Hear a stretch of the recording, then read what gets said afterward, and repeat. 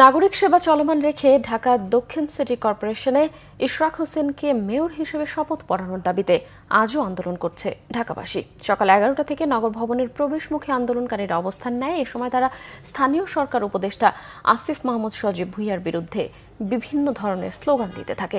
তারা বলেন, মেয়র হিসেবে গেজেট প্রকাশের পরও সরকার ইশরাক হোসেনকে শপথ না পড়িয়ে আইনের লঙ্ঘন করেছে।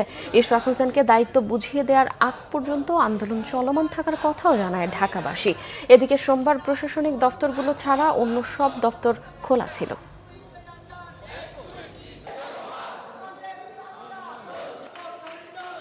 ওনাকে শপথ না পড়িয়ে মেয়রের দায়িত্ব না বুঝিয়ে টালবাহানা চলছে। আমরা ঢাকাবাসী মনে করি, পরিষ্কার ভাষায় বলে দিতে চাই, আমরা আন্দোলন সংগ্রাম করতে করতে এ পর্যন্ত এসেছি। ওনাকে অচিরেই এই নগর ভবনে বসে ওনার দায়িত্বকে বুঝিয়ে দিয়ে এই অপরিচ্ছন্ন নগরকে পরিচ্ছন্ন করার জন্য ইঞ্জিনিয়ার ইশরাক হোসেনকে অবশ্যই প্রয়োজন। শপথ নিয়ে যত বন্ধু আমার ইশরাক সাহেবকে না বসাবে মেয়র হিসাবে, আমার ঢাকাবাসী এটা সবসময় এদিকে থাকবো মরাক পর্যন্ত, যত বন্ধু রাজনীতিক আমাদের ইশরাক সাহেব না বসবে। আজকে সব তালা খুলে দেওয়া হয়েছে, শুধু তালা বন্ধ থাকবে, যে প্রশাসকদের তালাটা বন্ধ থাকবে আর বাকিগুলি খোলা থাকবে, এই জন্য যে ঢাকা নগরবাসী যাতে তাদের সেবা পায়। এই সরকার যেহেতু মেয়াদ তোয়াক্কা করে নাই, তা আমরাও তোয়াক্কা করব না।